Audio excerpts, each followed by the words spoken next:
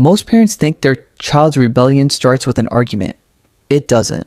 It starts with the choice to be invisible. You'll see it at the dinner table. They're sitting right in front of you, but they've developed what psychologists call the glazed look. Their eyes are open, they're nodding, but their soul has already left the building.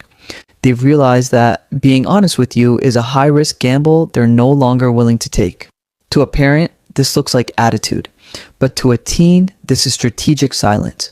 They didn't stop talking because they ran out of things to say. They stopped because every time they opened up, their words were harvested for life lessons or used as evidence against them. They've learned that the only way to keep their inner world safe is to lock you out of it. In the next few minutes, we're peeling back the layers of this silent fortress.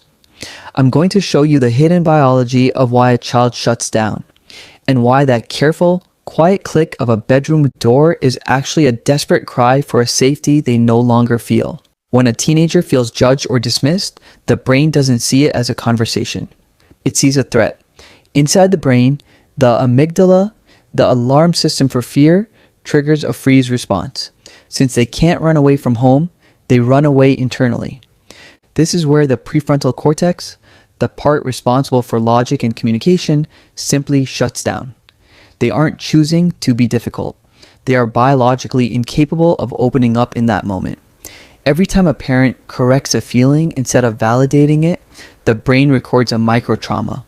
Over time, the child's mirror neurons designed for empathy stop firing toward the parent.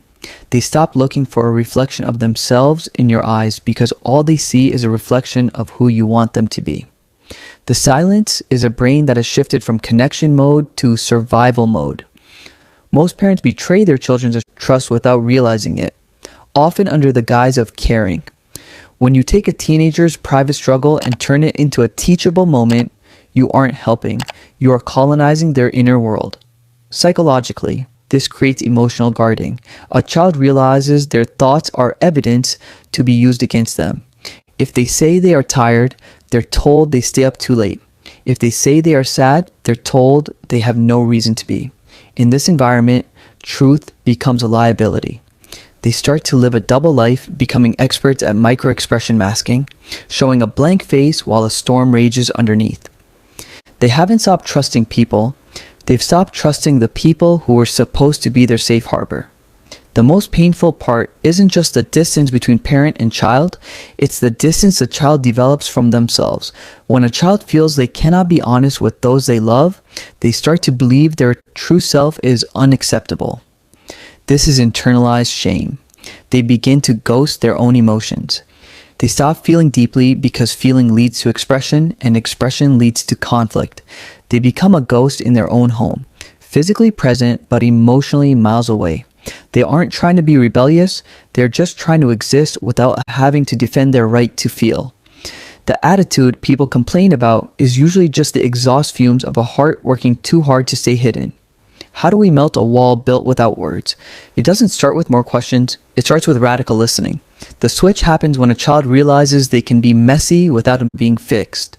Trust isn't rebuilt through big apologies, but through the consistent presence of a parent willing to sit in the silence without demanding an answer. You have to earn the right to hear their story again. Satisfaction doesn't come from knowing everything about your child.